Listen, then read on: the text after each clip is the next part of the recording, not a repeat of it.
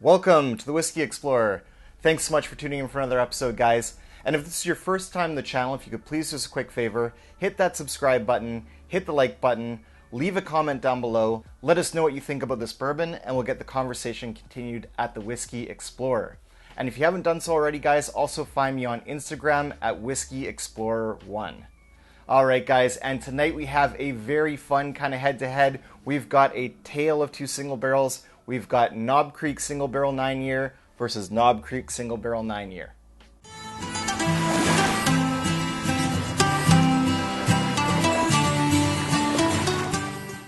Alright guys, and what makes this battle or this head-to-head bourbon comparison interesting is that we actually have the old bottling of the Knob Creek 9-year right here, and I'll show you guys some of that in the B-roll. And then we also have the modern version, so the most up-to-date version.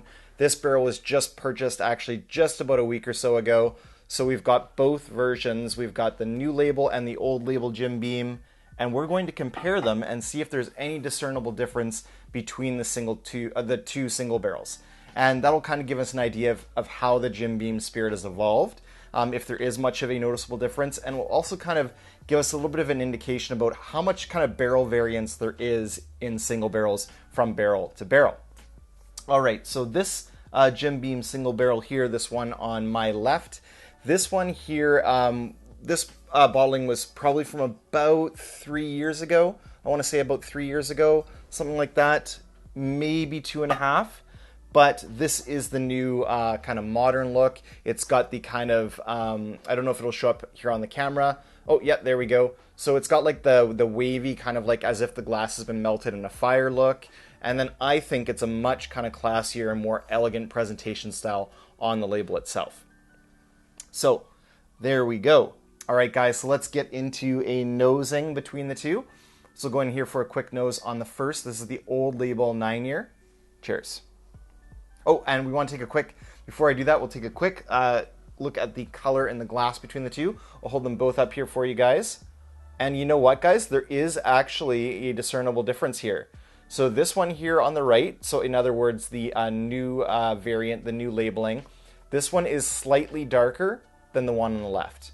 Not sure if the camera will pick that up, but I can see it here with the naked eye that this one is actually just a little bit darker. All right, and these are both bottled at the classic Knob Creek single barrel proof of 120 proof or 60% ABV. So we're not getting quite cask strength, but we're getting pretty close to it. I know there was a 9-year single barrel that came out that was cask strength, and that was at about 125 proof, so we're not too far off from that proof point. Let's go in here for a nose between the two. So the nose on the first one. Cheers. Okay, so the very first thing that I get on this is a very strong red licorice note. So it's like strawberry red licorice, or like the nibs, the cherry nibs, almost like that. There is a little bit of creaminess hiding in the background there, so there's some vanilla creaminess. There's also definitely butterscotch and caramel mixed in there.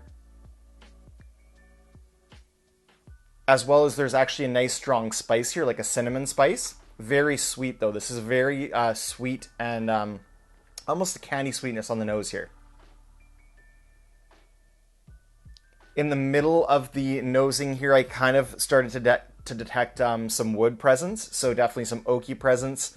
Not so much the sweet oak, more sort of the strong kind of almost astringent oak note. But again, these are both 9 years old, so you know we should be getting some nice sweet oak with that profile as well. So there is a little bit of sweet oak there mixed in as well. Now that I'm mentioning it, it could be a little bit of power of suggestion, but let's go in for a little bit of a nose reset. And we'll go in for the 9-year new labeling here, the Knob Creek Single Barrel new label. Cheers.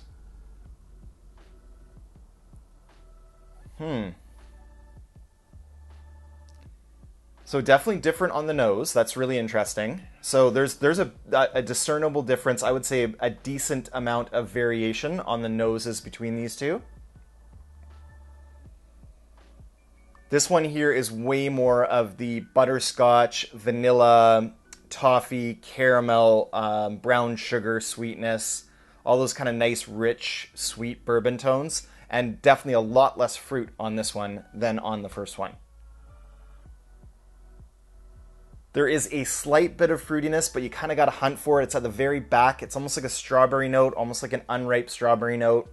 Not nearly as dominant of the kind of cherry nibs or, the red Twizzler licorice that I was getting on this one.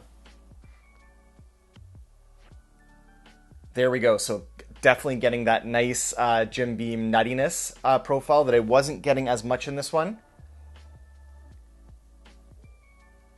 Definitely coming through here on the nose. Almost like a hazelnut, though. It's not quite. So lots of times on Jim Beam, I almost get like a bitter kind of nuttiness, like almost like a walnut or like a walnut skin. That type of kind of bitter nuttiness. This is more kind of sweet, like more tame towards almond or kind of hazelnut. Very nice nose on both of them. Actually, they're just quite a bit different, which is kind of cool.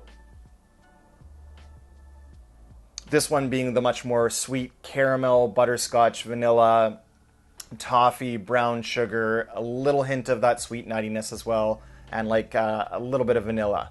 This one's much more kind of cherries, strawberries, vanilla cream,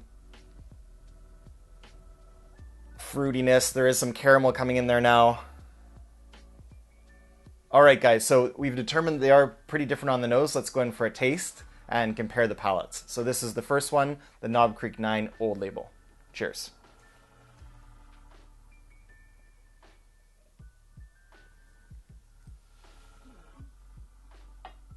Wow. There is so much cherry on this one. This is not quite as sweet as the cherry that I was picking up on the Knob Creek 12. This is more of like a straight up medicinal cherry. And I think that's attributed to the higher proof here. The Knob Creek 12 is 100 proof. This is 120. So this is delivering quite a bit more of a smack of the ethanol forward or the alcohol forward note. That mixes in with that cherry note and makes it a really kind of medicinal cherry experience, like cherry Vicks. That's primarily what's on the palate. It is fully mouth coating, coats the palate very well, nice and viscous and oily. Mid palate is a little bit of a transition towards sweeter, a little bit of a sweeter profile. Some vanilla, butterscotch, and caramel coming out, kind of join in with that cherry note. But this is very much, in my opinion, this one's very predominantly cherry on the palate here. Very cherry forward. Mid palate, I'm getting a little bit of the oakiness, pretty strong oak actually. And some of that Jim Beam nuttiness. Quite a bit of the Jim Beam nuttiness on especially the finish on this dram. So lots of that kind of walnut nuttiness, bit of a funky kind of nuttiness, and strong oak presence mixed in with just a little bit of butterscotch and caramel on the finish. Not too much baking spice or pepper or anything on the finish.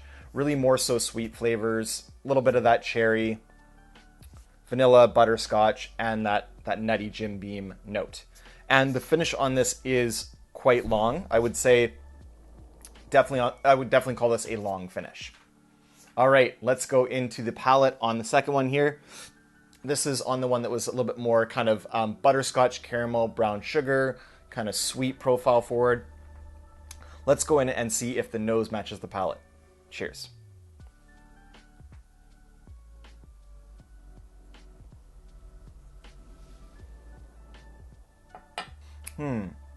So I would say the nose did not match the palate here.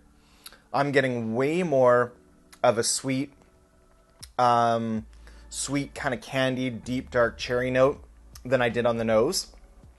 That really comes through and sings very loudly on the palate. So I am getting like that cherry nibs thing, strawberry Twizzler, very rich, deep fruit note. And then, wow, the middle of the palate, my palate is lighting up right now with spice. So cayenne pepper, black pepper, strong cinnamon, not a sweet kind of peppery experience, not like your baking spices. This is like really full on peppery. So I guess my palate's picking up a lot of rye in the sip on this one. Wow, that is just so incredibly spicy. It's crazy. That's got to be like the spiciest Jim Beam product that I've ever tried, including like all the Bookers that I've had. So very strong.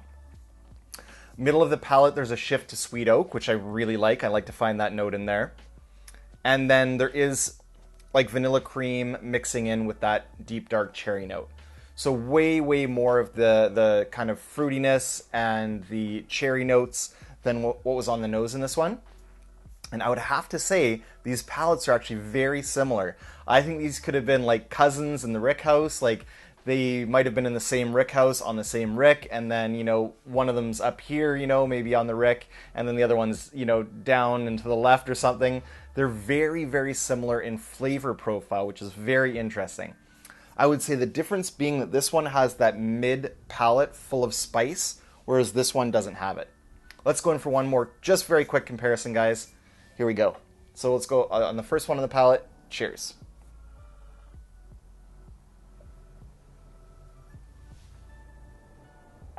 Wow. So this one got a lot sweeter. So now we're getting that deep dark cherry note mixing in with a lot of beautiful toffee and caramel flavors in there as well as there's like a wrapping of vanilla around this whole dram now. I would say it could be coming off of the spicy palette of Glass 2, which is the new label, but way more sweetness on the palate on this one.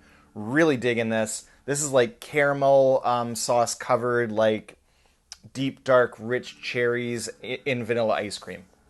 Fantastic stuff. Fully mouth coating as well. All right, let's go quickly back to glass number 2. Cheers.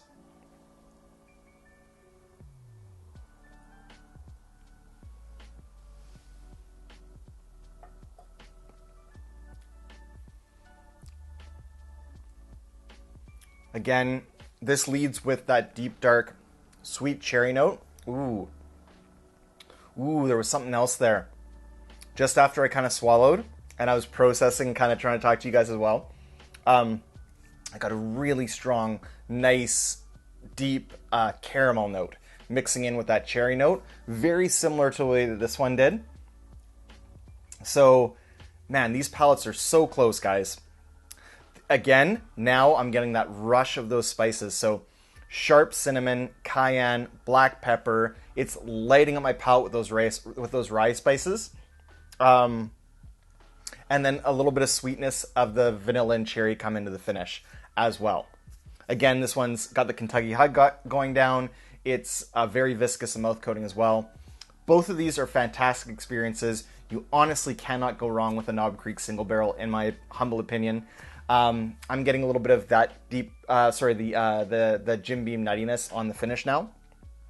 But these are so close, guys. I would say the only difference being that this one here in the new version, it has a very spicy mid palate. And to me, that adds to the complexity in the experience. So if I had to choose one of the two, I would have to lean towards the new version. All right, guys. Thank you so much for joining me for this head-to-head comparison of Knob Creek single barrels. Until next time, may your sails be full and your drams be fuller. Cheers.